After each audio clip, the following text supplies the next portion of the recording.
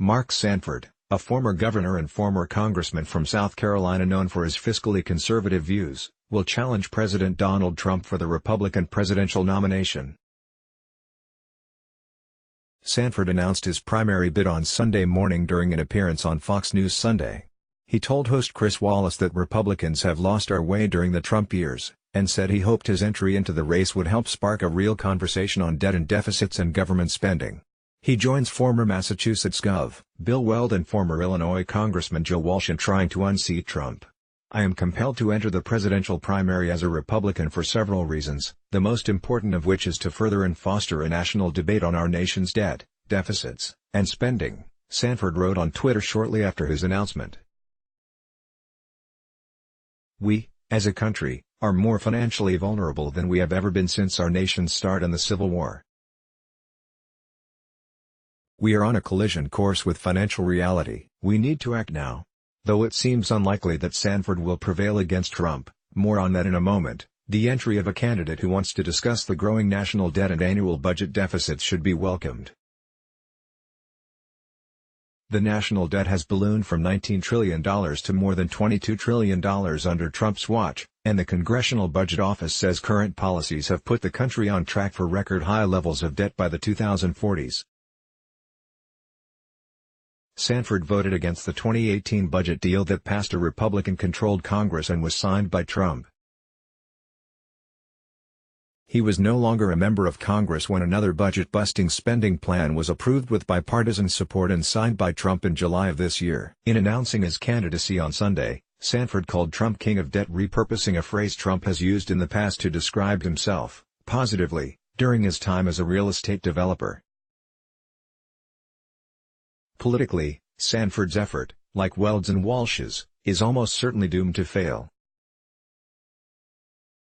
Despite Trump's general unpopularity, just 39% approve of his handling of the job in the latest Gallup poll, while 57% disapprove. The current president is viewed favorably by more than 90% of self-identifying Republicans. In the few surveys that have included Trump's Republican primary opponents, Sanford has so far not polled above 4% and Weld has rarely broken into double digits. The GOP has become the party of Trump, and the sitting president seems to have little to fear from Sanford or other never-Trump Republicans. He seems to know it, too. Can you believe it?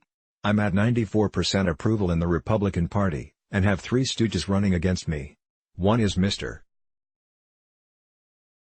Appalachian Trail, who was actually in Argentina for bad reasons, Donald J. Trump, at Real Donald Trump August 27, 2019. Still, that only makes some recent decisions by Republican officials even more cowardly.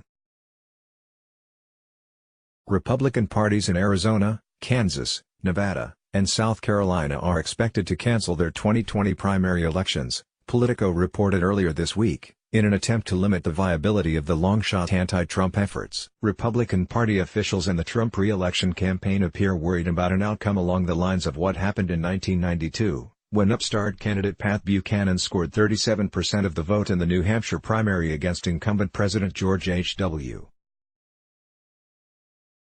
Bush. Though Bush prevailed in the primary, the New Hampshire result changed the public perception of Bush and may have played a role in his eventual general election loss, the last time an incumbent president failed to win re-election. The loss of the South Carolina primary, state party officials confirmed on Saturday that it would be scrapped, is a particular blow to Sanford, who may have been able to build some momentum against Trump with a good showing in his home state's election, which would have come early in the primary schedule. But Sanford seems realistic about the limitations of his primary campaign. I don't think anybody is going to beat Donald Trump, he told Fox News in July. When pressed by Wallace to assess his chances on Sunday, Sanford offered a slightly more optimistic view. I'm saying you never know, he said. Ironically, Trump's takeover of the GOP blunted what would have once been a disqualifying detail from Sanford's bio.